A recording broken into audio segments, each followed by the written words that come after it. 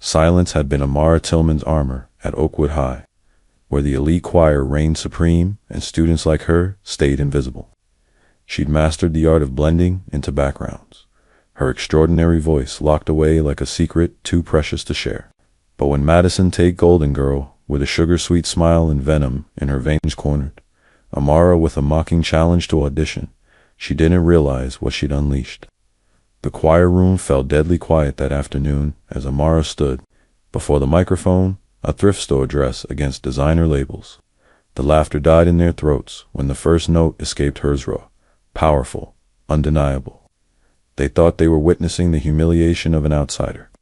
Instead, they were present for the birth of a legend. Just before we get back to it, I'd love to know where you're watching from today, and if you're enjoying these stories, make sure you're subscribed. The hallways of Oakwood High buzzed with morning activity as Amara Tillman slipped through the crowd, her oversized gray sweater almost swallowing her slender frame. Head down, she navigated the sea of students with practiced precision, like a small fish moving against the current. She hummed softly, so softly no one could hear a melody that lived only in her mind and in the safety of her empty home. Amara was invisible at Oakwood, and most days, that was exactly how she wanted it. Being noticed meant being judged, and in a small southern town like Millfield, judgment came quick and stayed long. At 16, she'd mastered the art of blending into backgrounds, of making herself small enough to disappear into the cracks between social circles. Watch it. A shoulder bumped into hers, sending her backpack sliding down her arm. Madison Tate didn't even turn around, her blonde ponytail swinging as she continued laughing with her friends. The choir room door slammed behind them, the sound echoing down the hallway. Amara repositioned her backpack and paused outside the choir room. Through the small window in the door, she could see them, all the elite Oakwood choir. They moved with easy confidence, their voices carrying through the closed door. Madison stood at the center, her hands gesturing grandly as Ms. Wyndham nodded with approval. You planning on growing roots there, or you just appreciate fine architecture? Amara turned to find Carlos Diaz grinning at her, his dark hair falling over one eye. Unlike her, Carlos seemed to carry color wherever he went today. It was a bright blue sketchbook tucked under his arm and yellow headphones hanging around his neck. Just passing by, Amara mumbled, stepping away from the door. Same way. I'm just passing by the Broadway ticket booth every time I'm in New York. Carlos fell into step beside her. You know, you could just audition. Amara snorted softly. Right, and I could also just sprout wings and fly to the moon. Honestly, that might be easier than dealing with the choir mafia in there. Carlos nodded, toward the room they'd left behind. But seriously, Amara, you've got pipes. I've heard you humming. Humming isn't singing, she said quickly, too quickly. Fine, keep your secret superpower, Carlos said with a dramatic sigh. But one day, you're gonna let that voice out, and the whole town's gonna shake. Amara just shook her head, but something warm unfurled in her chest at his words. Carlos was the only one at school who bothered to look past her quiet exterior. He'd appointed himself her best friend freshman year when they were paired for art class, and his persistent kindness had eventually worn down her walls. The first bell rang, and they parted ways with a fist bump, Carlos heading to theater design, and Amara to a P English. As she settled into her seat in the back corner of the classroom, her phone buzzed with a text from her dad. Working double tonight? Lasagna and fridge. Don't wait up. Love you, kiddo. She typed back quickly. Love you too. Dad, be safe. James Tillman had been working double shifts at the factory and picking up weekend work at Rosie's Diner ever since Amara's mom passed away 3 years ago. The medical bills had nearly drowned them, and even now, they were just keeping their heads above water. Amara helped where she could, cleaning houses on weekends and babysitting for the neighbors, but her dad insisted her job was to focus on school. Education is your way forward, he'd say, his voice firm but gentle. Your mama would have wanted that. When she thought of her mother, Amara always heard music.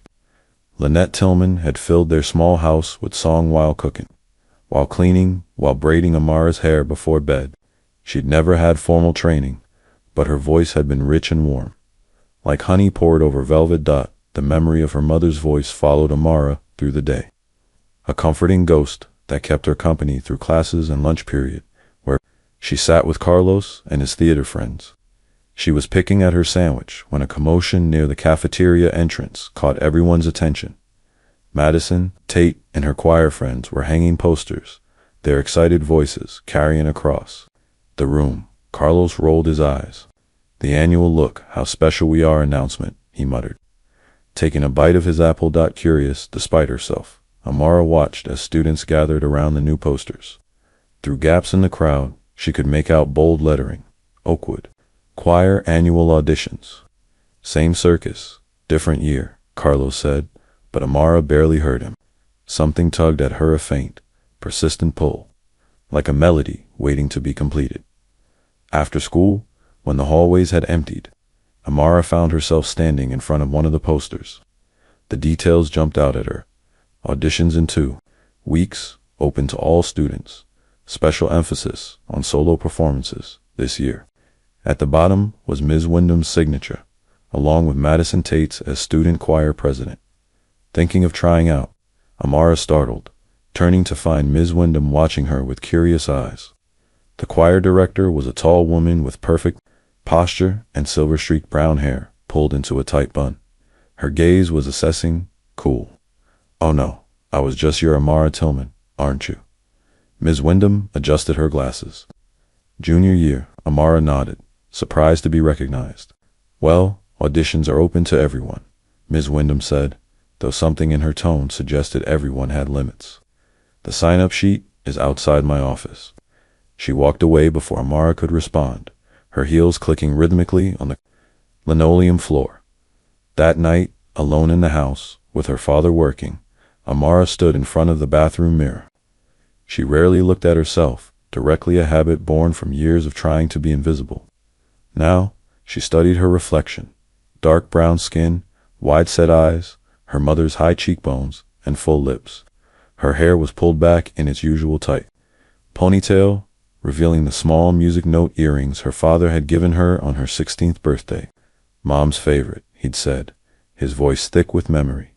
Taking a deep breath, Amara opened her mouth and began to sing.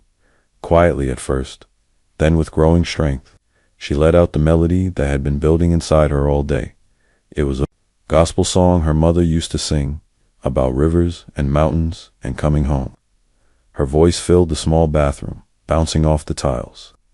Rich and raw and untrained, but undeniably powerful. When she finished, the silence seemed to vibrate. Something had shifted, like the first crack in a dam. The next morning, Amara was at her locker when she heard them approaching, the distinctive sound of Madison's laugh, accompanied by her choir friends, Brittany Williams and Zoe Parker. Amara kept her head down, hoping they'd pass by, but Madison stopped directly behind her. "Hey Tillman," Madison said, her voice sugar-sweet and razor-sharp. "We saw you checking out the audition poster yesterday." Amara turned slowly, clutching her books to her chest like a shield. Madison smiled, didn't reach her eyes. "You should totally try out," Brittany chimed in, twirling a strand of blonde hair around her finger. "Yeah," Zoe added, her smile matching Madison's. "We need more ... diverse voices in the choir." Madison stepped closer, lowering her voice. "The solo competition winner gets a feature at regionals. College scouts attend those, you know. Could be your ticket out of wherever it is you live." The calculated cruelty in Madison's voice made it clear. This wasn't an invitation. It was a setup for a joke. Amara was meant to be the punchline. "I'm not interested," Amara said quietly, turning away. "Ah, come on," Madison pressed, placing a hand on Amara's shoulder. "Don't be shy. We're just trying to include you." She said she's not interested. Carlos appeared beside Amara, his usually cheerful face hard with anger. Some people have actual talent to protect, not auto-tuned karaoke skills. Madison's eyes narrowed. "No one asked for your opinion, Set. Boy." She turned back to Amara with a plastic smile. "Think about it, Tillman. Auditions are next Friday. We'll save you a spot." The trio walked away, their laughter echoing down the hallway. "Ignore them," Carlos said, watching them go. "They're just threatened because Madison's spot isn't secure this year. There's a new vocal coach judging alongside Wyndham. Amara shrugged, trying to shake off the encounter. Doesn't matter. I wasn't planning to audition anyway. But that night, as she washed dishes after her father had gone to bed, Amara found herself singing again, louder this time, letting her voice fill their small kitchen. She didn't notice her father standing in the doorway until she turned to dry her hands. James Tillman was still in his factory uniform, exhaustion etched into the lines of his face, but his eyes shone with something Amara hadn't seen in a long time: hope. You sound just like her, he said softly. Amara froze, embarrassment washing over her. I didn't know you were home. Just got in. He moved to the refrigerator, pulling out leftovers. Your mother used to sing that same song when she was thinking through something. He sat at their small kitchen table, studying her. What's on your mind, kiddo? The words tumbled out before she could stop them. The choir additions, Madison's mockery, the secret desire that had been growing inside her. Mom always said I had a voice, she finished quietly. But what if everyone laughs? What if I'm not good enough? Her father was silent for a long moment. Then he pulled out his phone, tapped the screen a few times, and handed it to her. I took this last Christmas. Never showed you because I didn't want to embarrass you. It was a video of Amara decorating their small tree, singing Silent Night, without realizing she was being recorded. Her voice was clear and strong, filling their living room with a hauntingly beautiful melody.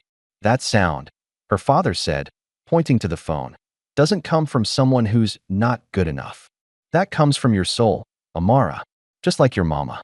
Tears pricked at Amara's eyes. I'm scared, Dad. Of course you are. Brave people get scared all the time. He squeezed her hand. But they do the thing anyway.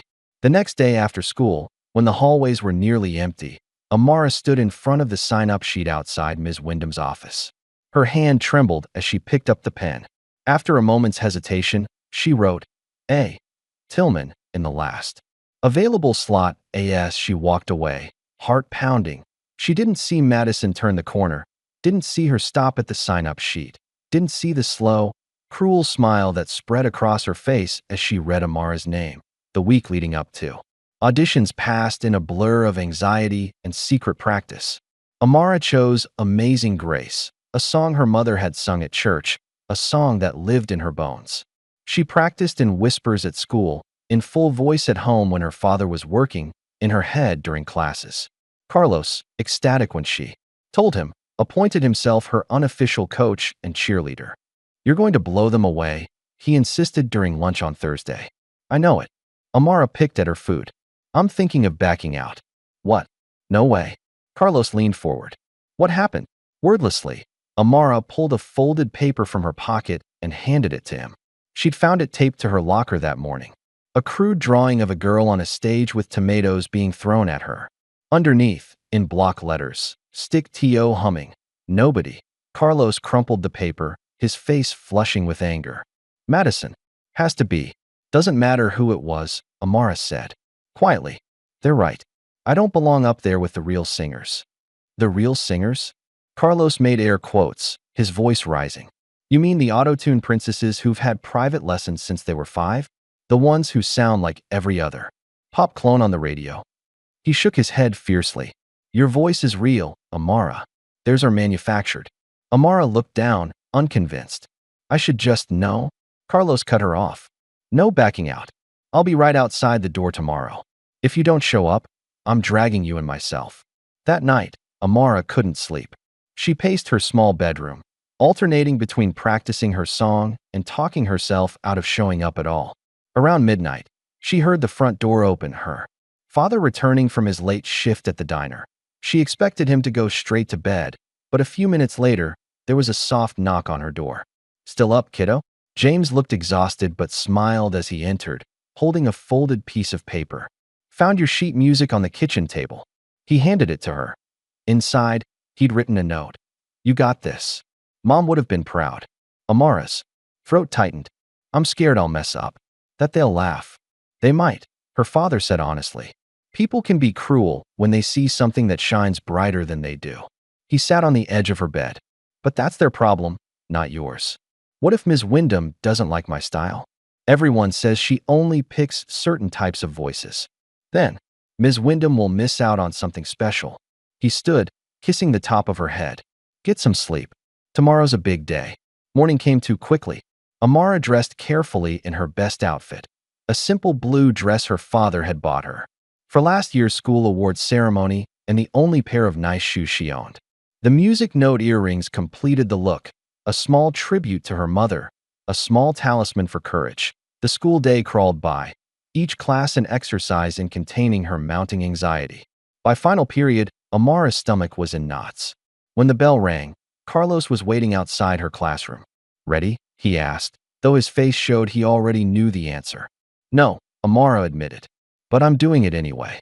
They walked together to the auditorium, where a small crowd had already gathered. The choir program was Oakwood's pride there. Performances brought the community together. Their trophies filled display cases. Their seniors often received scholarships to prestigious music programs. Today's auditions, especially for the coveted solo spots, were practically a school event. Carlos squeezed her hand before she entered. "I'll be right outside. Break a leg." Inside, Amara found a seat in the back row. The auditorium was nearly full. Choir members, their friends, curious onlookers.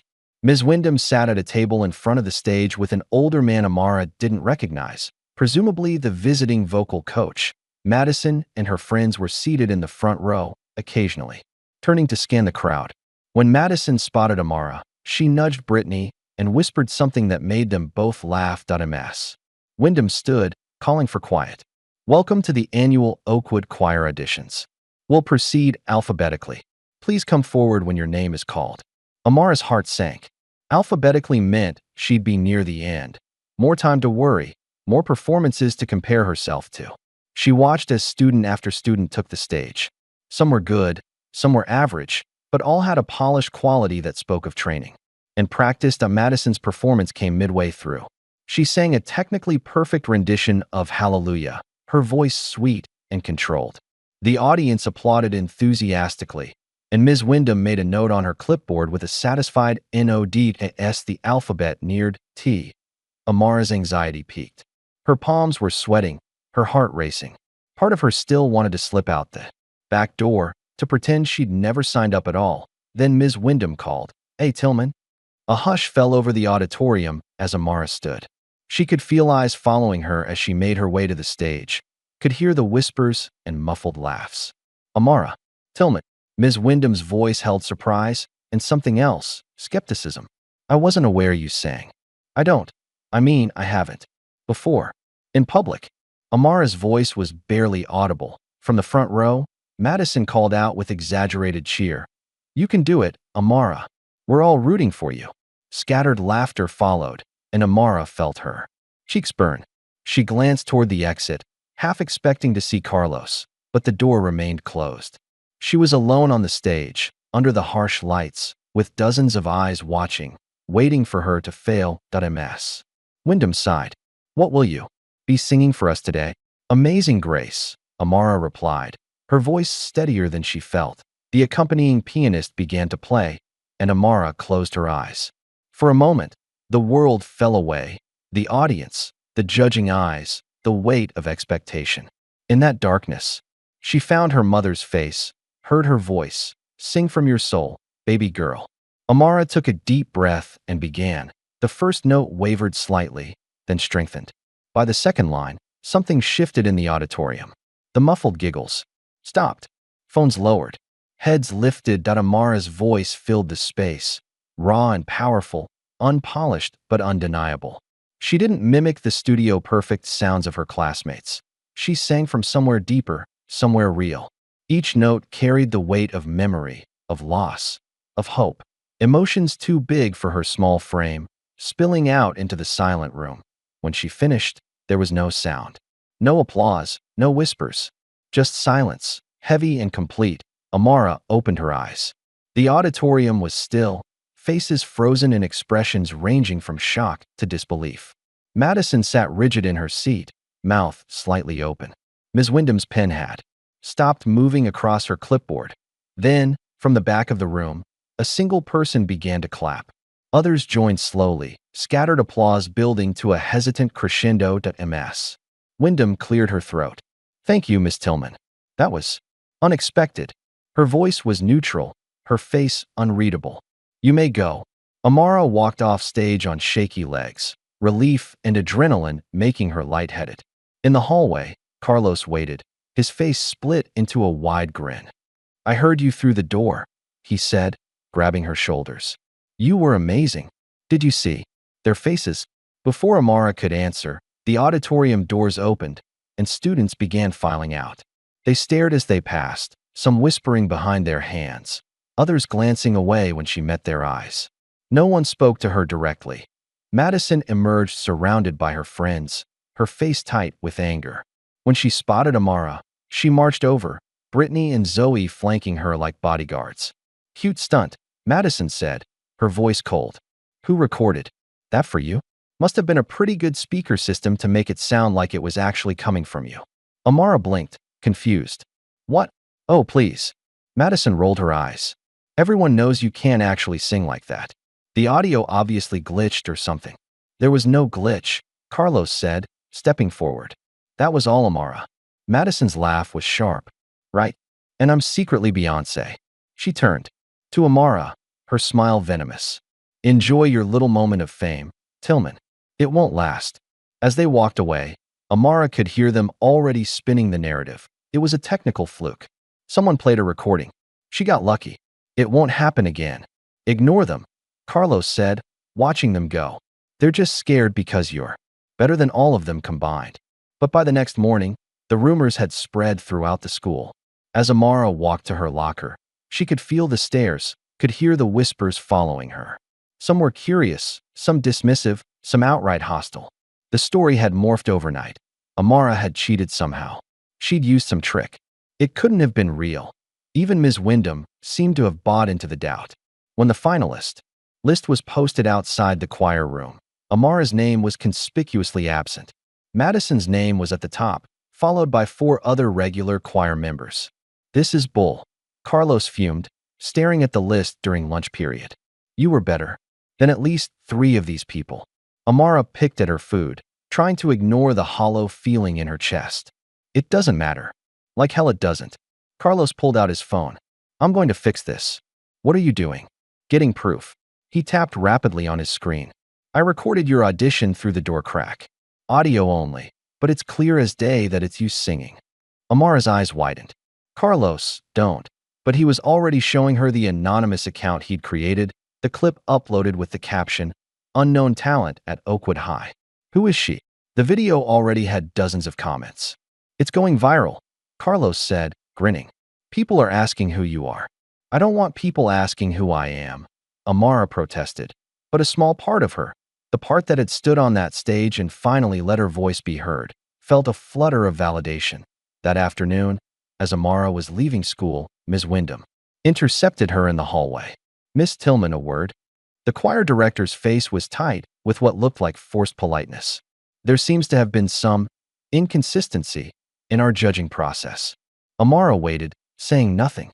"We've decided to hold a second round of auditions for all potential soloists." Ms. Wyndham's smile didn't reach her eyes. "To ensure fairness and account for any technical variables that might have affected the initial performances." Translation: they wanted to prove Amara's audition was a fluke.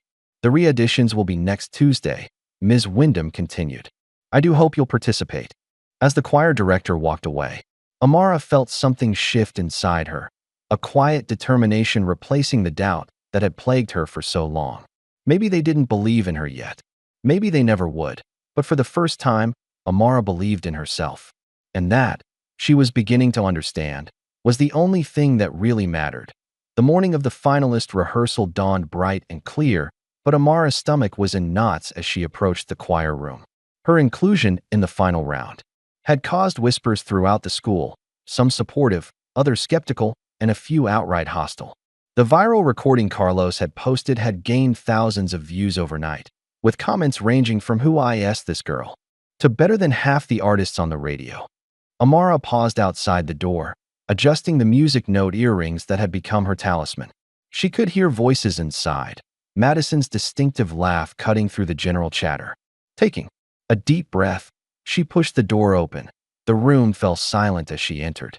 5 pairs of eyes turned to stare: Madison, Brittany, Zoe, and 2 other choir regulars. Jason Wright, and Emma Davis. Ms. Wyndham stood at the piano, her expression carefully neutral. "Ah, Miss Tillman. How kind of you to join us." Ms. Wyndham's voice held a hint of ice. "We've already begun warm-ups." Madison smirked, whispering something to Brittany that made her snicker behind her hand. Amara took a seat in the corner, feeling like an intruder in a private club. "As I was saying," Ms. Wyndham continued, "the finalist rehearsal schedule will be posted by this afternoon. Each of you will have individual sessions with me, as well as time with the school band to prepare your arrangements." She handed out sheet music, pausing when she reached Amara. "I've taken the liberty of adjusting your arrangement, Miss Tillman. The original was a bit unstructured for competition standards." Amara looked down at the music. Her soulful interpretation of Amazing Grace had been stripped down, reformatted into something technically precise but emotionally flat. Ms. Wyndham, I was hoping to keep some of the gospel elements. This arrangement has won regional competitions 3 years running." Ms. Wyndham cut her off. "I suggest you follow it exactly." The rest of the rehearsal was equally tense. When it came time for individual practice, Ms. Wyndham gave Madison a prime afternoon slot and extensive feedback. Jason and Emma received decent morning times with constructive criticism. Brittany and Zoe, though clearly not as talented, were treated with patient encouragement. Amara was assigned the last slot of the day, 7:30 p.m., when most students and faculty would be long gone. "You'll need the extra practice time," Ms. Wyndham said, not quite meeting her eyes. "Your technique needs refinement." As they filed out of the room, Madison deliberately stepped in front of Amara, causing her to stumble. "Oops," Madison said sweetly. "Didn't see you there." She lowered her voice. "Just like no one will see you at regionals. This is my spotlight, Tillman. Remember that." Amara said nothing, but her hands trembled slightly as she gathered her things outside in the hallway. Carlos was waiting, his face brightening when he saw her. "How'd it go?" "About as well as you'd expect," Amara replied, showing him her revised sheet music. She gutted it. Carlos scanned the music, his expression darkening. "This is bull. She's trying to make you sound like everyone else." "Maybe that's what wins competitions." Amara sighed, tucking the music into her backpack. "No, what wins competitions is a voice that makes people feel something." Carlos's eyes narrowed suddenly, focusing on something behind her. "Hold up. Isn't that Nadine Parker?" Amara turned to see a quiet, strawberry blonde girl from the choir walking quickly down the hallway, glancing over her shoulder as if worried about being followed. Nadine had always seemed different from Madison's crowd, less mean, more reserved. "She's one of the altos," Amara confirmed. "Why?" "I've heard things." Carlos watched Nadine disappear around a corner. She and Madison had some kind of falling out last year. Might be worth talking to her. "And say what?" "Hey, help me take down your choir leader."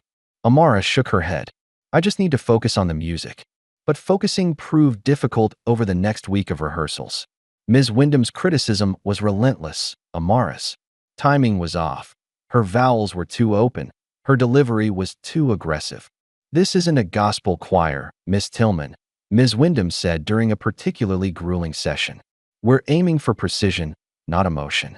The comment stung, but not as much as watching Ms. Wyndham praise Madison for emoting beautifully moments later. The double standard was becoming increasingly obvious. Meanwhile, Carlos had been doing some investigating of his own. During lunch on Thursday, he slid into the seat across from Amara, his eyes bright with discovery.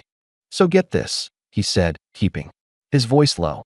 "My cousin works at the admin office over at Westlake Conservatory. She says Ms. Wyndham has been gunning for a teaching position there for years." Amara looked up from her sandwich. "What does that have to do with anything?" "Everything. The director at Westlake is on the judging panel for regionals this year. And guess whose daddy is on the Westlake board?" Carlos raised his eyebrows meaningfully. "Madison's." Amara guessed, her heart sinking. "Bingo." Carlos leaned forward. "Wyndham needs Madison to win the Regional Soloist Award. It's her ticket to that teaching job." Amara pushed her lunch away, her appetite gone. "So I never had a chance." "No, that's just it. You do have a chance. A real one." Carlos's eyes were intense. "Why do you think they're working so hard to sabotage you?" "They're scared, Amara. Your voice threatens their whole plan."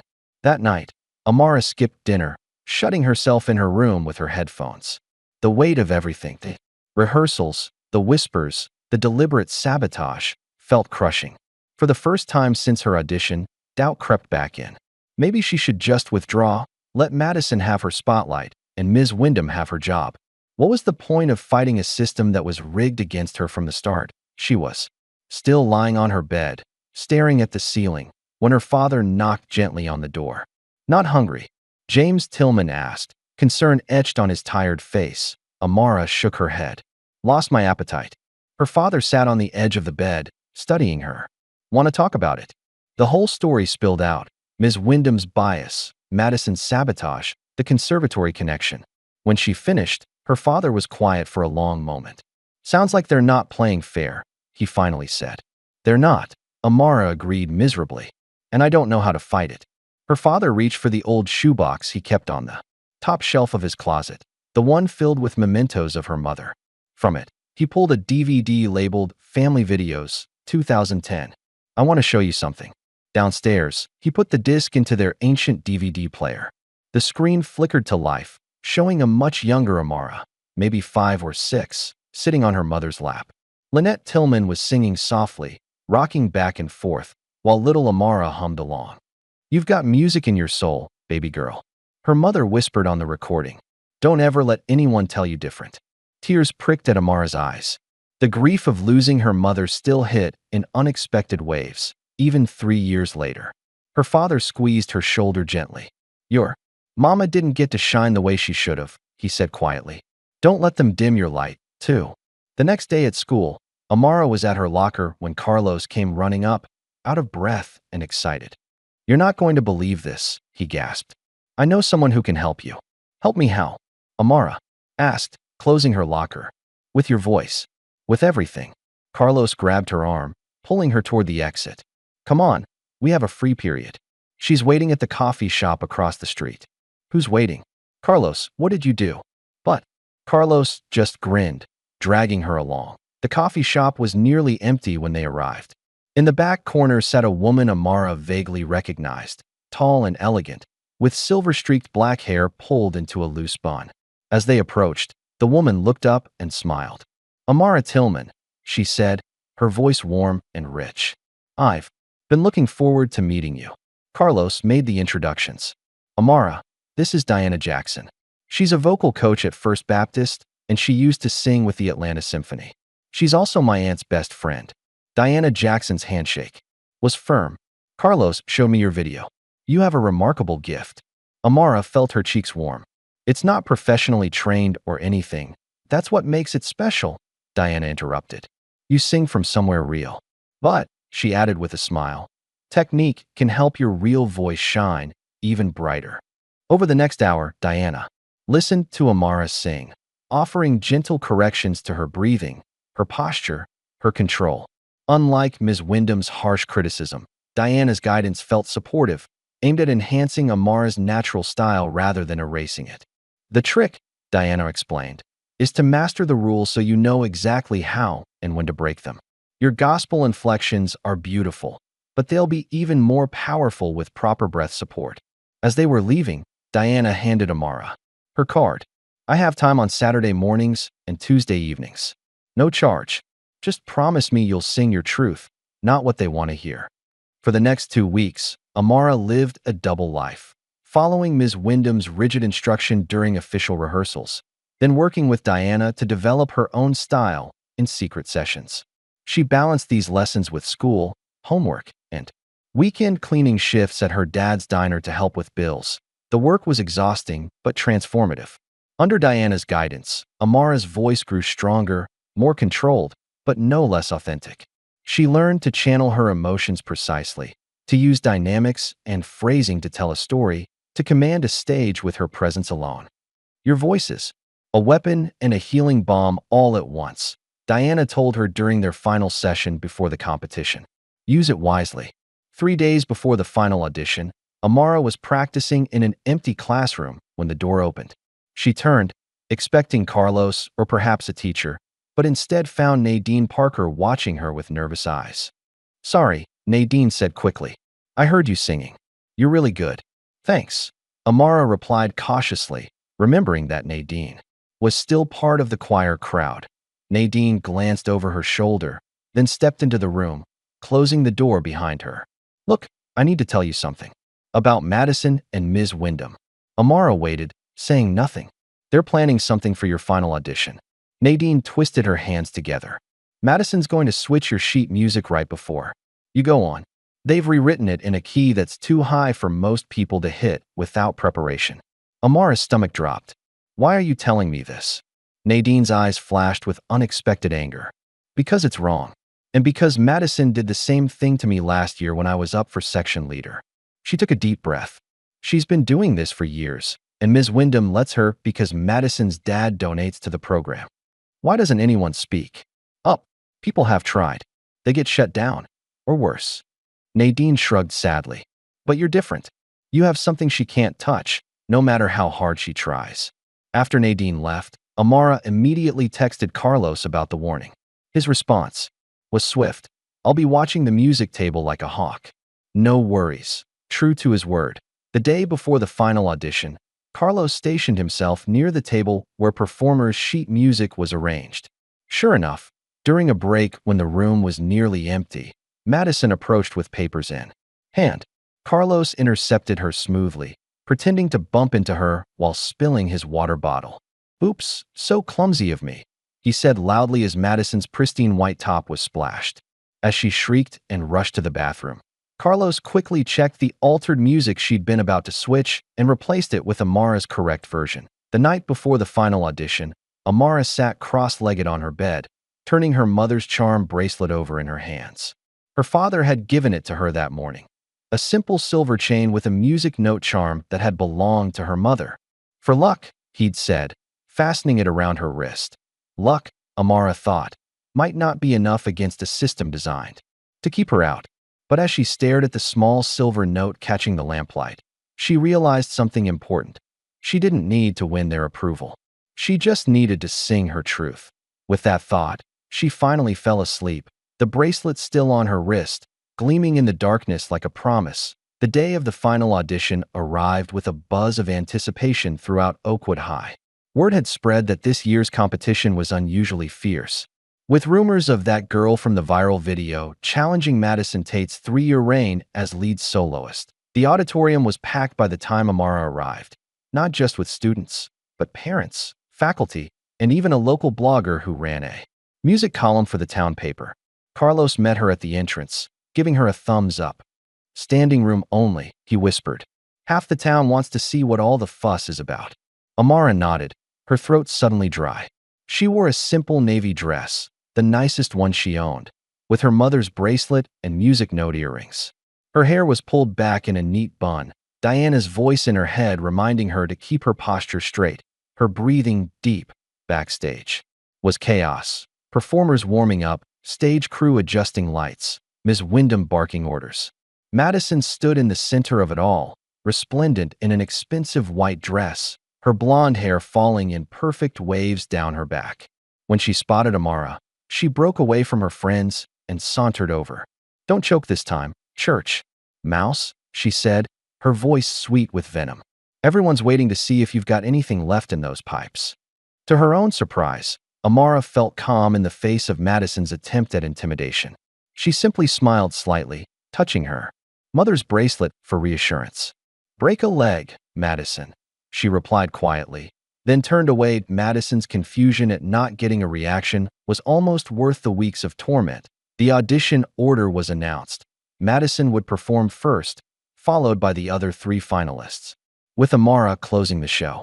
As Madison took the stage to enthusiastic applause, Amara found a quiet corner to focus her thoughts. Madison's performance was exactly as expected, technically flawless, precisely as written, with all the right dynamic markings in all the right places. Her high notes were crystal clear, her runs perfectly executed. The audience responded with polite, appreciative applause. Ms. Wyndham beamed from the judges' table. One by one, the other finalists performed. Jason's tenor was strong, but somewhat one-dimensional. Emma's soprano was pretty, but unremarkable. Brittany, clearly there more for her connection to Madison than her talent, struggled with the higher passages. Then, finally, It was Amara's turn. As she walked onto the stage, the auditorium fell silent. She could feel the weight of expectation, of curiosity, of skepticism. At the judges' table, Ms. Wyndham watched with a tight expression, pen poised over her scoring sheet. Amara adjusted the microphone, her mother's bracelet catching the light. She closed her eyes for a moment, centering herself in the silence. Then, with a small nod to the pianist, she began. The opening notes of Amazing Grace filled the auditorium. But this wasn't the stripped-down, technical version Ms. Wyndham had insisted upon. This was Amara's own arrangement, a spiritual blues-inspired interpretation that started soft and intimate, then built to something raw and powerful. She sang from her soul, letting all the emotion of the past weeks pour through her voice. The doubt, the struggle, the resilience, the hope. Each phrase told a story, each note carried meaning. This wasn't just a performance. It was a declaration. When she reached the final verse, her voice soared to the high note, the one Ms. Wyndham had warned might be too ambitious. It wavered slightly with emotion, but didn't break. That tiny imperfection only made it more human, more real, more hers. As the final note faded, there was a moment of absolute silence. Then, like a wave breaking, the audience erupted. People stood, applauding wildly, some wiping away tears. Carlos was on his feet, whistling and cheering. Even some of the choir students were standing, looking stunned but genuinely moved. Ms. Wyndham sat rigid in her chair, her face unreadable. Beside her, the other judges were on their feet, applauding with the rest of the crowd. Amara walked off stage in a daze, her heart pounding. In the wings, several students approached her with genuine congratulations. Nadine gave her a subtle thumbs up as she passed. Before she could find Carlos, a tall man with a press badge stepped into her path. Amara Tillman? I'm Jeff Taylor from the Millfield Music blog. He held up his phone, clearly recording. That was an incredible performance. Would you mind answering a few questions? Amara froze, unprepared for this attention. Just a quick interview, Jeff pressed. Your interpretation was unlike anything I've heard at the high school level. Where did that arrangement come from? Carlos appeared at her side, pulling out his own phone to record the exchange. His presence gave her courage. It came from my mother, Amara said, finding her voice. And from my experiences. I just sang how I feel. And how do you feel about challenging the traditional Oakwood choir sound? Amara considered her answer carefully. I don't see it as a challenge. Music is about expression, not just precision. I'm grateful for the technique I've learned, but at the end of the day, a song has to mean something. Jeff nodded, clearly impressed by her poise. One last question. What would winning the soloist position mean to you? Honestly, Amara smiled slightly. It would mean that being different isn't always a disadvantage. That's sometimes your own voice is exactly what people need to hear. As Jeff thanked her and moved away, Carlos grinned widely. That was perfect. I'm posting this right now. What? No, Carlos. But he was already tapping on his phone. Too late. The people need to hear from the voice of the year. The next 24 hours passed in a blur. Carlos's recording of the interview, along with a shaky but clear video of her performance, exploded online. Comments poured in from around the state, then beyond. Voice of the year. From overlooked to unstoppable. Someone signed this girl already. Local radio stations picked up the story. The Millfield Music blog's feature on her, Oakwood's hidden gem, was shared thousands of times. People Amara had never met were stopping her in the hallways to congratulate her. Through it all, there was no official word from Ms. Wyndham about the results. The announcement was scheduled for the morning after the audition, but the choir room board remained empty all day. She's stalling, Carlos said as they sat in the cafeteria, Amara trying to ignore the stares and whispers around them. Trying to figure out how to give it to Madison without causing a riot. Maybe she already has, Amara replied, picking at her lunch. Maybe we just missed the announcement. But as they left the cafeteria, Nadine hurried up to them, her expression urgent. Check the choir room, she said quickly. They just posted it. A small crowd had already gathered by the time they reached the choir board. Students parted as Amara approached, some giving her encouraging smiles, others watching with curiosity. There, at the top of the list for Spring Showcase lead soloist, was a single name, Amara Tillman. Amara stared at her name, not quite believing it. Carlos let out a whoop, throwing his arm around her shoulders. They couldn't deny you, he said, his voice thick with emotion. Not after that performance. From the corner of her eye, Amara saw Ms. Wyndham watching from her office door, her expression a mix of resignation and irritation. Their eyes met, briefly before the choir director turned away, disappearing into her office. In the parking lot after school, Madison's reaction was less restrained. Surrounded by her diminished circle of friends, she threw a spectacular tantrum, her face red with fury. "This is ridiculous," she shouted, loud enough for half the school to hear. "My father donates thousands to this program. That scholarship was supposed to be mine." Carlos, never one to miss an opportunity, discreetly recorded the meltdown from a distance. That evening, as Amara walked home with Carlos, her phone rang with a number she didn't recognize. She answered hesitantly, still unused to the attention. "Is this Amara Tillman?" a warm, professional voice asked. "This is Renee Washington from the National Youth Vocalist Competition. We saw your performance video online and would like to formally invite you to audition for our showcase in June." Amara stopped walking, her free hand flying to her mouth. Carlos watched her with wide eyes, mouthing "what?" as she listened. "The competition is in Atlanta," Renee continued.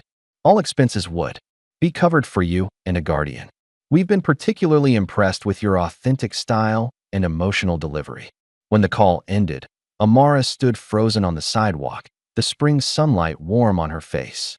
Carlos was practically bouncing with anticipation. "Well," he demanded, "what was that about?" "The National Youth Vocalist Competition," Amara said, her voice barely above a whisper. "They want me to audition. In Atlanta." Carlos's scream of excitement echoed down the quiet street.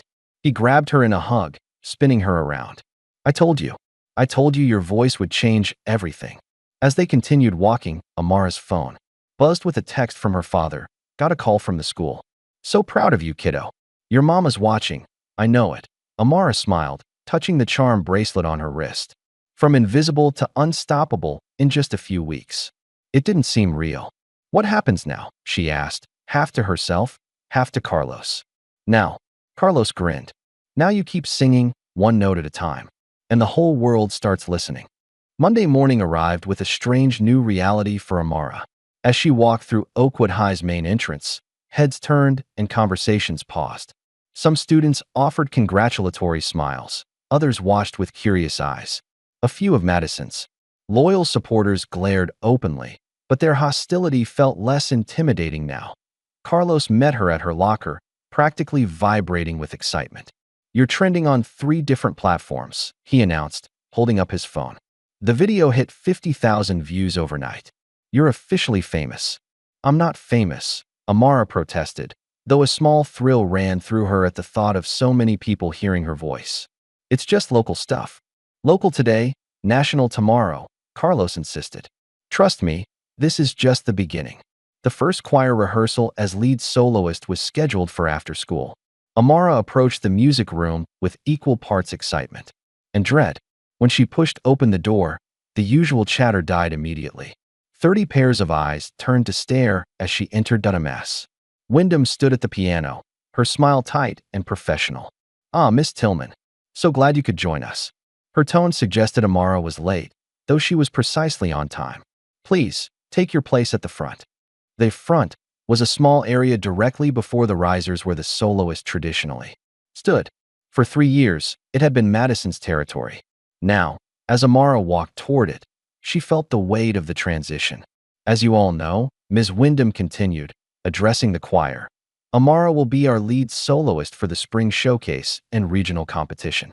I expect everyone to adjust accordingly." The rehearsal that followed was tense. Ms. Wyndham offered Amara minimal guidance, frequently cutting her off mid-phrase with curt corrections. "Less vibrato. Stay on the written notes. This isn't a gospel performance, Miss Tillman."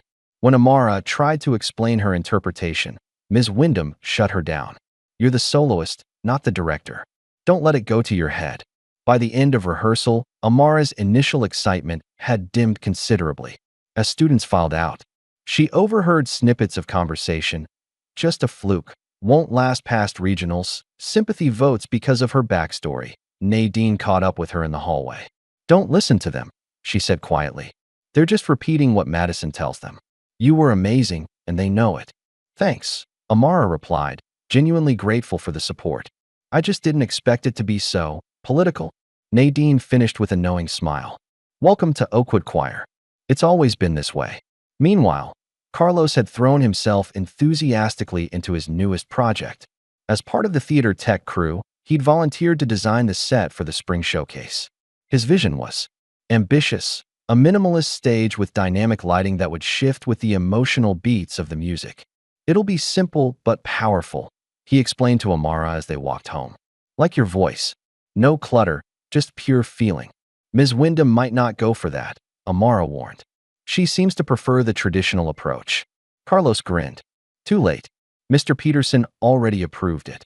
Mr. Peterson was the theater director who oversaw all stage productions. And he outranks Wyndham when it comes to production design. For the next week, Amara settled into her new role, growing more comfortable despite Ms. Wyndham's cold treatment. The other choir members gradually warmed to her, especially after she helped several of them with difficult passages during sectional practice. But as her star rose at school, shadows began to gather elsewhere. On Thursday evening, Amara arrived at Rosie's diner where her father worked the late shift, bringing him dinner as she sometimes did. She found him in the back office with the manager, his expression troubled. Everything okay, Dad? She asked. Setting down the bag of food, James forced a smile. Everything's fine, kiddo. Just some business stuff. Later that night, Amara found a crumpled paper in the trash, a crude note that read, Your daughter thinks she's better than us. Tell her to stay in her lane. The next day at school, Amara confronted Carlos. Did you know people are leaving? Nasty notes at my dad's work. Carlos looked genuinely shocked. What? No, that's crossing a line. It has to be Madison, Amara said, her voice tight with anger. She's trying to get at me through my dad. We don't have proof, Carlos cautioned, though his expression darkened. But I wouldn't put it past her. That afternoon, as Amara was leaving rehearsal, Ms. Wyndham called her aside. I've received some feedback about your feature in that music blog, she said, her tone disapproving. What kind of feedback? Amara asked, though she could guess .ms. Wyndham's smile was thin. Several parents feel the article portrays our program in an unfair light. It suggests our selection process was somehow biased before you came along. I didn't say anything like that in the interview, Amara protested. Nevertheless, I'd appreciate if you'd refrain from further media exposure without school approval. Ms. Wyndham gathered her papers. This is a prestigious program with standards to maintain, not a platform for personal publicity. The accusation stung, especially since Amara had never sought the attention. She walked home alone that day, her thoughts churning. As she rounded the corner to her street, she spotted an unfamiliar car in their driveway, a sleek black sedan that looked jarringly out of place in their modest neighborhood. Inside, she found her father sitting at the kitchen table with a woman Amara hadn't seen in years. Tall and elegant, with the same high cheekbones as her mother but harder eyes, Vivian Reed was Lynette Tillman's estranged sister. Amara, Vivian stood, arms outstretched for a hug that felt performative. Look at you, all grown up and famous. Aunt Vivian, Amara responded, accepting the brief embrace with confusion. What are you doing here? I saw your video online, Vivian explained, her Atlanta accent more pronounced than Amara remembered. I couldn't believe my eyes. My niece, the viral sensation. I just had to come see you. The visit was awkward. Vivian peppered Amara with questions about her singing, the competition, her plans for the future. She barely mentioned Lynette, and when James brought up how proud his late wife would have been, Vivian smoothly changed the subject. You know, I have connections in the music industry, she said over dinner. People who could really help launch your career. I'm just focusing on school right now, Amara replied carefully. And the regional competition. Of course, Vivian nodded. But after that, well, you'll need proper management. Someone who understands the business. She glanced around their small living room with barely concealed judgment. Someone who can open doors. After Vivian left, promising to return soon, Amara found her father sitting on the porch steps, staring into the darkness. She didn't even come to Mom's funeral, Amara said quietly, Sitting beside him, James sighed. Your aunt and your mother had complicated history. Vivian always thought Lynette was wasting her talent, staying in this small town, marrying a factory worker. He gave Amara a sad smile. They stopped speaking when your mom got sick. Vivian thought she should be focusing on her career instead of starting a family. And now she shows up when I'm getting attention? Amara's voice held a rare edge of anger. People are complicated, kiddo. Maybe she regrets the lost years. He put his arm around her shoulders. Or maybe she just wants to be associated with the next big star. The next day at school, Carlos was waiting with news of his own. Wyndham's trying to get me removed from the showcase design, he said, his face flushed with anger. She told Peterson my concepts are too distracting and inappropriate for a classical performance. Can she do that? Amara asked. She's trying. Says she wants to bring in a certified designer from the community college. Carlos clenched his fists. It's because I'm your friend. She's punishing both of us. Amara's anger crystallized into determination. Not this time. She marched directly to Mr. Peterson's office, where she found him in conversation with Ms. Wyndham. They both looked up in surprise as she entered without knocking. Miss Tillman, Ms. Wyndham began, we're in a private. Carlos stays as designer. Amara said firmly, surprising herself with her boldness. His work is innovative and perfect for the showcase. If he goes, so do I. A tense silence followed. Mr. Peterson looked between them, eyebrows raised. That would be a shame, he finally said. Especially since your performance is already generating interest in the showcase. He turned to Ms. Wyndham. I think we should keep the original team intact, don't you? Ms. Wyndham's smile could have frozen water. Of course, if our soloist insists. That evening, after a particularly grueling rehearsal where Ms. Wyndham had pushed Amara harder than ever, she and Carlos stayed behind in the empty auditorium. Carlos worked on lighting configurations while Amara practiced, her voice echoing in the cavernous space. As the night deepened, Amara switched from the competition piece to a lullaby her mother used to sing, a simple, haunting melody about starlight and dreams. Carlos sat on the edge of the stage, watching her with quiet admiration. That was beautiful, he said when she finished. What is it? Something my mom wrote, Amara replied, sitting beside him. She used to sing it to me every night. They sat in comfortable silence for a moment, the empty auditorium feeling like a sanctuary. We're not quitting, are we? Carlos asked finally. No matter what they throw at us. Amara touched her mother's bracelet, the small silver charm catching the stage light. Not now, she agreed. Not ever. The regional showcase arrived, with all the anticipation of a storm breaking. For weeks, Oakwood High had buzzed with preparations, posters lining the hallways, announcements over the PA system, even a feature in the local newspaper about the renaissance of the storied choir program. The morning of the event, Amara woke. Before dawn, too nervous to sleep. She stood at her window, watching the sky lighten from black to deep blue to the pale gold of early morning. Today, everything would change. She could feel it in her bones. The showcase was being held at the County Performing Arts Center, a venue 3 times the size of Oakwood's auditorium. Students from top schools across the state would be competing, with judges from prestigious music programs in attendance. The prize was more than just a trophy. It was opportunity, recognition, a possible pathway to scholarship. When Amara arrived with her father, the parking lot was already filled with buses from other schools, parents' cars, and even a few news vans from local stations. The buzz of excitement was palpable. You ready for this, kiddo? James asked, squeezing her hand. Amara nodded, though her heart hammered in her chest. Ready as I'll ever be. Inside, the backstage area was controlled chaos, students warming up, directors giving last-minute instructions, stage crew adjusting equipment. Carlos found her immediately, pulling her into a quick hug. The stage looks amazing, he said proudly. And guess who's sitting third row center? A rep from Juilliard. Amara's eyes widened. Seriously? Seriously. Also, brace yourself. Madison's here. What? How? Madison had been conspicuously absent from school since her parking lot meltdown, rumored to have transferred to a private academy. Carlos gestured toward a group of students in unfamiliar uniforms. Westridge Academy. Daddy must have pulled some strings to get her enrolled mid-semester. She's competing against us now.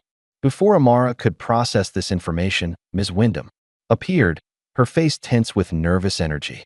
"There you are, Miss Tillman. We need to discuss your arrangement." She pulled Amara aside, lowering her voice. "I've made some final adjustments to better showcase the full choir. Your sole improvisation in the third verse has been removed." Amara stared at her in disbelief. "That's the heart of the piece. We've been rehearsing it that way for weeks. And now we're adjusting." Ms. Wyndham's tone left no room for discussion. "Lose the sole arrangement. Stick to the sheet, or you're off the program. This is a prestigious competition, not an open mic night." For a moment, Amara considered complying. The easier path would be to bend, to do as she was told, to not make waves. But something inside her, the same something that had pushed her to audition in the first place, rebelled. "I'm singing it my way," she said quietly. "The way that moved everyone at the audition. The way that got me this position." Ms. Wyndham's eyes narrowed. "This is not a negotiation." "You're right, it's not." Amara met her gaze steadily. "Either I sing my arrangement, or you find another soloist in the next 30 minutes. It was a gamble. Ms. Wyndham could easily call her bluff. But something in Amara's expression must have convinced her that it wasn't a bluff at all. "Fine," the choir director said tightly. "But when this backfires, remember it was your choice." As Ms. Wyndham stalked away, Carlos appeared at Amara's side. "What was that about?" "Just setting some boundaries," Amara replied, her heart still racing from the confrontation. Meanwhile, across the backstage area, Madison was holding court with her new choir, occasionally shooting venomous glances in Amara's direction. She looked different in her Westridge uniform, more polished, more privileged, but somehow smaller, too. As if separated from her usual territory, the showcase began with the smaller ensembles performing. Oakwood's chamber choir, without Amara, delivered a solid, if uninspiring rendition of a classical piece. Other schools followed, some impressive, others merely competent. Carlos, who had been splitting his time between checking on Amara and overseeing his stage design, suddenly rushed up to her with urgency in his eyes. "You need to see something," he whispered, pulling her toward a secluded corner where Nadine was waiting, looking nervous. "I wasn't sure if I should tell you," Nadine began, but it didn't feel right to stay quiet. She held up her phone, showing a video she'd recorded. "I caught this just before the showcase started." The video showed Madison and Ms. Wyndham in close conversation, their voices low but clear enough.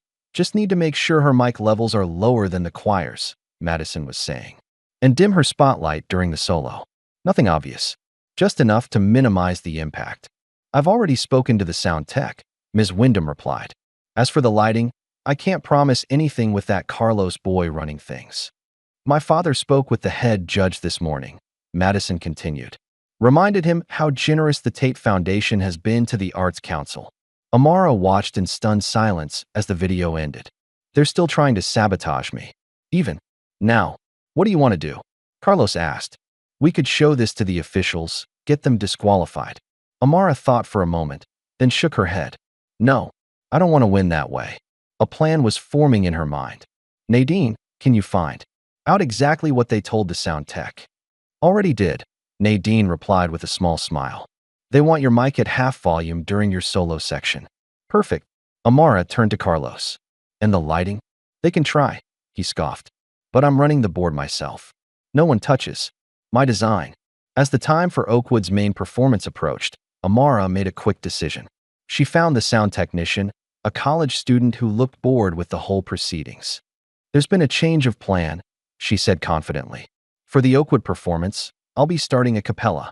No mic, no accompaniment. Just kill all sound for the first 30 seconds, then bring everything in slowly." "The director wanted it to be a surprise," she added, seeing his hesitation. "Whatever," the tech shrugged. "It's your show." Madison's new school performed just before Oakwood. Her voice was as technically perfect as ever, though Amara noticed something missing. The emotional connection that turns a good performance into a memorable one. Still, the audience responded with enthusiastic applause, and Madison left the stage with a triumphant smile. Then it was Oakwood's turn. The choir filed onto the stage, arranging themselves on the risers. Ms. Wyndham took her place at the conductor's podium, glancing nervously toward the judge's table. Amara stood alone at the front, her simple dress a contrast to Madison's elaborate costume. The auditorium lights dimmed, leaving only a single spotlight on Amara. Carlos had created a stage bare of decoration, just clean lines and subtle lighting that would shift with the music. The effect was striking in its simplicity. Ms. Wyndham raised her baton, expecting the piano introduction. But instead of music, there was silence. Complete, perfect silence. In that silence, Amara began to sing a cappella, without microphone or accompaniment. Her voice filled the auditorium with pure, raw emotion. The song, a fusion of gospel, blues, and classical that she had crafted with Diana's help, spoke of struggle and triumph, of finding light in darkness. From her position at the front of the stage, Amara could see the audience leaning forward in their seats. One of the judges, a distinguished-looking woman in the center, stood midway through the first verse, her hand over her heart. When the choir and instruments finally joined, they did so gently, supporting rather than overwhelming her voice. The lighting shifted subtly with each emotional turn of the music: warm gold for hope, deep blue for longing, brilliant white for triumph. By the final chorus, the entire auditorium was spellbound. As Amara held the last note, her voice soaring above the choir in a moment of pure transcendence, she felt something break free inside her, some final chain of doubt or fear, releasing her into the fullness of her gift. The silence that followed lasted only a heartbeat before the auditorium erupted. The standing ovation began with the judges and rippled outward until every person was on their feet, applauding, some with tears streaming down their faces. The ovation continued for minutes, refusing to die down even when Ms. Wyndham tried to signal for quiet. In the wings, Carlos was jumping up and down, pumping his fists in the air. Her father stood beside him, openly weeping with pride. As Amara finally left the stage, dazed by the response, she passed Ms. Wyndham. The choir director's face was a complex mix of emotions, reluctant admiration warring with bitter disappointment. "You changed the arrangement," she said stiffly. "I sang from my soul," Amara replied simply, then walked past her. Backstage was a flurry of congratulations and excitement. Even students from other schools sought her out to express their admiration. In the midst of the chaos, Nadine approached with a significant look. "Check your phone," she whispered. "I uploaded the video. It's already going viral." Amara pulled out her phone to find dozens of notifications. The video of Madison and Ms. Wyndham planning the sabotage had been anonymously posted online just minutes before, with the caption, "The real story behind tonight's showcase." It already had thousands of views and shares. "I thought you didn't want to win that way," Carlos said, appearing at her side. "I didn't," Amara confirmed. "But now that we've won fair and square, people should know the truth." The fallout was swift. By the time the judges announced the results, Oakwood winning Best Choir and Amara winning Best Soloist by unanimous decision, the video had spread throughout the performing arts community. The school board issued a statement promising an emergency investigation into Ms. Wyndham's conduct. Madison, upon learning of the leaked video, tried to approach the judges' table to protest, only to be informed that Westridge Academy had been disqualified for ethical violations after a parent was recorded attempting to influence the judging. As the evening wound down and people began to disperse, Amara found a quiet moment alone backstage. She was examining her trophy, a crystal star mounted on a wooden base, when she became aware of someone watching her. Ms. Wyndham stood in the shadows, her usual composure cracked. She looked older suddenly, tired in a bone-deep way. "You humiliated me," she said quietly. Amara looked at her directly. "No, you did that yourself." She paused, then added, "You tried to silence my mom, too, didn't you? When she was a student." Ms. Wyndham's face registered genuine shock. "How did you?" Carlos found her photo in an old newsletter. "Same choir, same year you were student director." Amara's voice was calm, matter of fact. "History repeats itself, I guess. Except this time, the ending's different." She turned to leave, then stopped. "You know what's sad? You could have been proud of me. You could have seen my voice as an asset, not a threat. We both could have won." Ms. Wyndham said nothing, and Amara walked away, leaving the older woman alone with her regrets. Outside, her father waited with Carlos, both beaming with pride. James wrapped her in a bear hug, lifting her off her feet. Your mama would be so proud. He whispered, his voice thick with emotion. As they walked toward the parking lot, a woman approached them, tall, elegant, with a professional smile. She handed Amara a business card. Renee Washington, Juilliard School of Music. She introduced herself. That was extraordinary, Miss Tillman. I'd like to speak with you about some opportunities we offer for exceptional young vocalists. Carlos's eyes were wide as saucers. Did she just say Juilliard? He whispered loudly. The woman smiled. And you must be Carlos. The lighting design was remarkable. We have a summer program for technical theater that might interest you. As they stood, under the starlit sky, trophy in hand and future opening before them, Amara felt a sense of completion. The voice that had begun as a whisper, as an invisible melody, had finally been heard. And it was only the beginning. The Sunday after the regional showcase, Amara woke to voices downstairs. Pulling on a robe, she found her father making pancakes, while a local news crew set up in their living room. Morning, superstar, James said with a grin. They called wanting an interview with Millfield's newest celebrity. The segment aired that evening. Soul of the South, local girl's voice captures hearts. By Monday, Amara's performance had spread across social media with the hashtag Soul of the South trending regionally. As she and her father drove back into town, they were greeted by well-wishers with handmade signs. This is crazy, Amara whispered, sinking in her seat. This is just the beginning, her father replied, squeezing her hand. Your mama always said your voice would take you places. At school, the transformation was dramatic. Students who had never spoken to her now greeted her in hallways. Teachers offered congratulations. Even Principal Davis personally commended her contribution to Oakwood's reputation.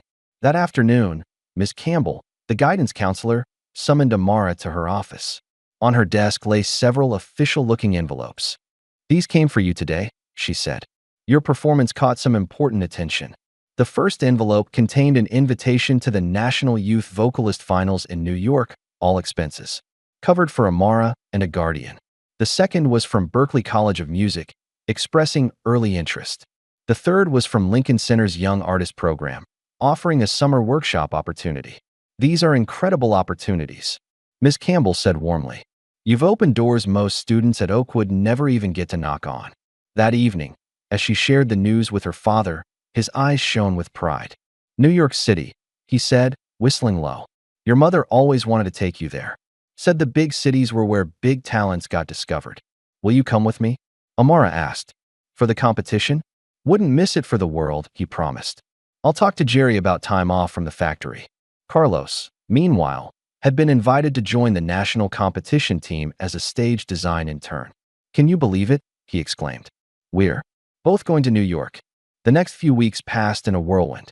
Diana Jackson intensified their training sessions, working with Amara on breath control, stage presence, and repertoire selection. This is the big leagues, Diana explained. The judges will be looking for technical perfection and emotional authenticity. As her star rose, new pressures emerged. Her Aunt Vivian began calling regularly, offering unsolicited advice about career management and image development. She sent expensive clothes and suggested professional recording opportunities. You need someone who understands the industry, Vivian insisted. Someone who can protect your interests and guide your career path. I'm still in high school, Amara reminded her. And Dad's been managing fine so far. The pressure wasn't just coming from Vivian. Local businesses wanted performances. College recruiters hinted at scholarships. Everyone seemed to want a piece of her talent. Through it all, Amara pushed herself harder than ever, practicing for hours, studying recordings of past winners, often skipping meals to rehearse. You need to pace yourself, Diana cautioned after. Amara's voice cracked during practice. Talent shines brightest when rested. You're not a machine. Then, 3 weeks before the national competition, disaster struck. Amara arrived home to find an ambulance in their driveway. Her father had collapsed during his shift, a minor heart attack brought on by exhaustion and stress. It's nothing serious, James insisted from his hospital bed. Just a warning to slow down a bit. Amara sat beside him, guilt crushing her chest. This is because of me, isn't it? All the extra shifts you've been taking for my training, the stress from the attention. Stop right there, her father interrupted firmly. This has nothing to do with you. Doctor says it's been building for years. Poor diet, long hours, not enough rest. If anything, your success has been keeping me going. The day after her father was released, Amara received a call from Vivian. I heard about James, she said with concern. I want to help. I can advance money for medical bills. Hire someone to help while he recovers. We're managing, Amara said stiffly. Don't be proud. This is what family does. Vivian paused. With James needing rest, perhaps I could accompany you to New York? I know the city well, have contacts there, Dad's still coming with me. Amara said firmly. Be reasonable, Vivian pressed. He needs rest, not the stress of a high-pressure competition. I could help manage things, maybe set up some meetings. While we're there, meetings? What kind of meetings? Just some industry friends who'd love to hear you sing. People who could open doors for you. Vivian's voice took on an edge. This is your moment, Amara. You need to seize it before it passes. Something in her aunt's tone crystallized Amara's unease. This isn't about helping me or Dad, she realized aloud. This is about using my voice to get yourself back into the industry. Don't be ridiculous, Vivian snapped. I'm trying to help. You avoid the mistakes your mother made. Lynette had all the talent in the world, but she threw it away to settle in this backwater town. My mother didn't throw anything away, Amara said angrily. She chose love and family. She chose what mattered to her. And look where that got her. Dead at 40 with nothing to show for her gift. Amara's voice was ice when she finally spoke. Don't call again, Aunt Vivian. We don't need your kind of help. The conversation left her shaken, raising doubts she hadn't allowed herself to consider. Was she making the same choices her mother had? Was she destined for the same outcome? Talent unrecognized, dreams unfulfilled. Later that afternoon, Carlos approached her with excitement. I found something you need to see, he said. Pulling her into an empty classroom, he unfolded a yellowed paper, a photocopy of an old choir newsletter. I was digging through the archives and found this. The newsletter featured a grainy photo of Oakwood's choir from 20 years earlier. In the front row stood a young woman with Amara's eyes and smile, Lynette Reed, before she became Tillman. Look at the article, Carlos urged. Amara read aloud. The spring concert was marred by controversy when senior Lynette Reed was removed from the soloist position after deviating from the arranged music with what director Elizabeth Wyndham called inappropriate improvisation. Reed defended her performance, stating that music should come from the soul, not just the sheet. Your mom stood up for her art, just like you did, Carlos said quietly. She didn't fail, Amara. She was silenced.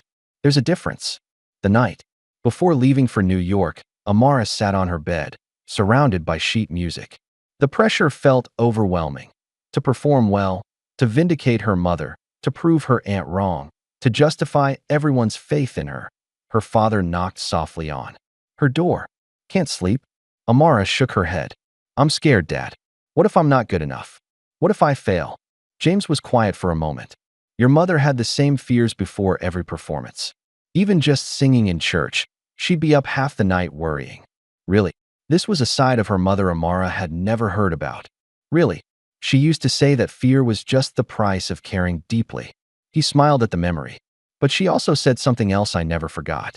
She said, your voice isn't just talent, it's survival. It's hope. It's who you are. He took Amara's hands in his. You don't have to be perfect. You just have to be authentically you.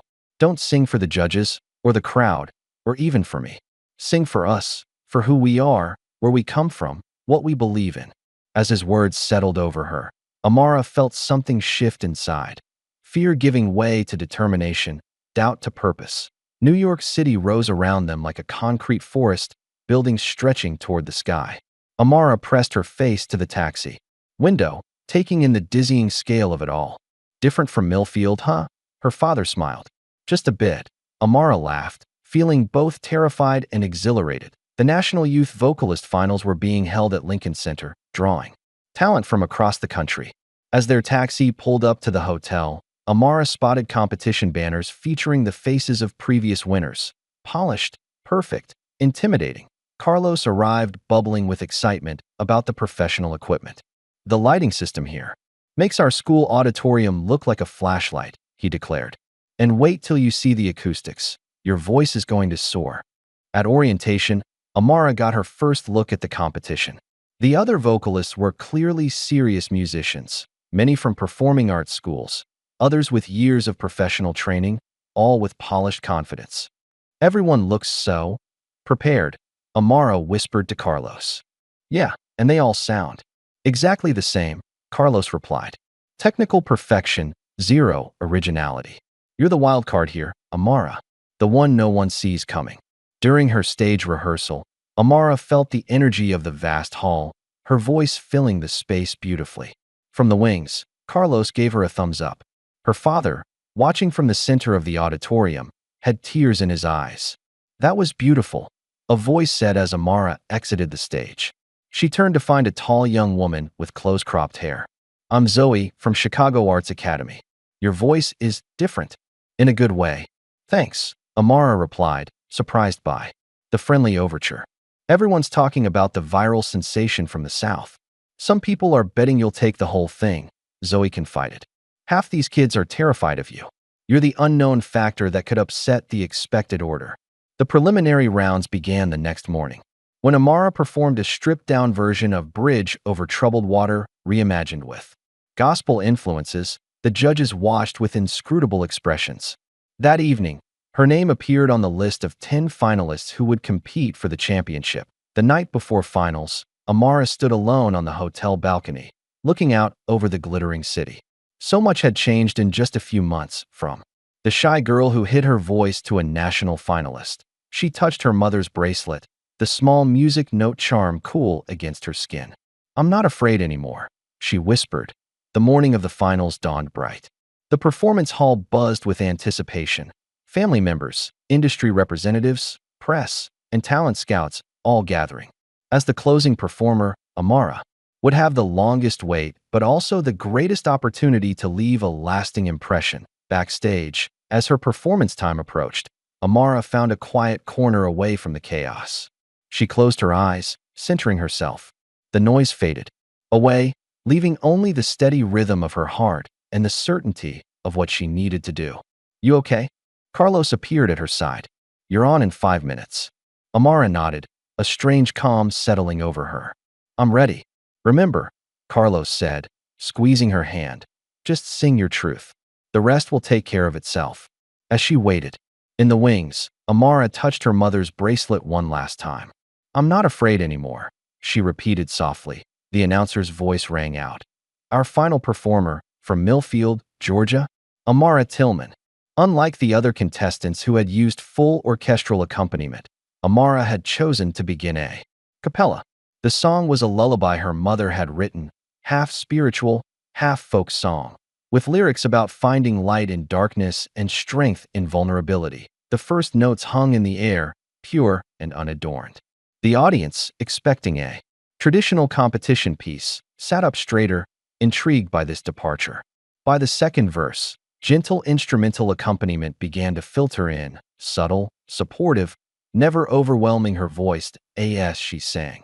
Amara felt herself stepping fully into her power, not just technical skill, but the ability to make others feel, to touch hearts, to speak truths through music.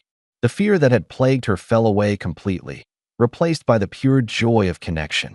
Midway through, she glanced out to find many people openly crying. Even some judges were visibly moved, one wiping away tears as she made notes. The Juilliard representative was nodding slowly, a look of profound appreciation on her face. For the final verse, Amara closed her eyes, pouring everything she had into the climactic notes. All her journey, her mother's memory, her father's sacrifice, the small town that at first rejected then embraced her gift. Her voice soared through the hall with crystalline clarity and raw emotion. When she finished, there was a moment of complete silence, that magical pause when an audience is so moved they forget to respond. Then, like a wave breaking, the applause began. People rose to their feet, cheering, some still wiping away tears. The standing ovation continued for minutes, refusing to die down. From the stage, Amara could see her father standing, tears streaming down his face. Carlos was jumping up and down in the lighting booth, punching the air. Diana Jackson stood with her hands pressed to her heart, nodding with deep satisfaction. Backstage, the other contestants greeted her with genuine admiration. That wasn't just singing, Zoe told her, embracing her spontaneously. That was art. The judges deliberated for nearly an hour, an unusually long time for the competition. When they finally returned, the head judge approached the microphone. In my 20 years with this competition, I have rarely been as moved as I was today, she began. Every finalist demonstrated extraordinary talent, but one performer reminded us all why music exists in the first place: to connect, to heal, to express what cannot be said in mere words. She opened the envelope, though her smile made the result clear. The winner of this year's National Youth Vocalist Competition is Amara Tillman from Millfield, Georgia. The audience erupted again. Amara accepted the crystal trophy and scholarship envelope in a daze as cameras flashed. In that blinding light, she felt simultaneously very small and infinitely powerful, a girl from a small town whose voice had finally been heard. Later that evening, after interviews and congratulations, Amara found a quiet moment alone with her father in the hotel room. He sat beside her on the edge of the bed, looking at the trophy now sitting on the dresser. "Your mother used to sing that lullaby to you every night," he said softly. "She wrote it when you were just a baby. Said it came to her in a dream." Amara leaned against his shoulder, exhausted but content. "I felt her with me today, Dad. Like she was singing right alongside me." "She was," he replied simply. "She always has been." The next morning, as they prepared to return home, Amara received calls from 3 major conservatories offering scholarships, 2 record labels interested in development deals, and an invitation to perform at a prestigious summer concert series. Back in Millfield, news of Amara's national win had already transformed the town. The school board had officially terminated Ms. Wyndham following the investigation. The annual Soloist Award had been renamed in Amara's honor. Her father returned to a promotion at the factory, manager of his department, with better hours and benefits. That evening, in the quiet of their home, Amara placed her trophy beside her mother's photograph on the mantel. "We did it, Mama," she whispered, touching the silver charm bracelet on her wrist. "We did it together." Outside, the soft southern twilight settled over Millfield. Tomorrow would bring new challenges, new opportunities, new songs to sing. But, for now, Amara simply stood in the moment, no longer afraid, no longer unseen. Her voice finally, and forever her OWAS her father watched from the doorway. Amara began to hum softly, a new melody taking shape. The first notes of whatever came next. Have you ever wondered how many extraordinary voices remain unheard simply because the world isn't ready to listen? If Amara's journey moved you, hit like, subscribe, and share to help other silenced talents find their spotlight.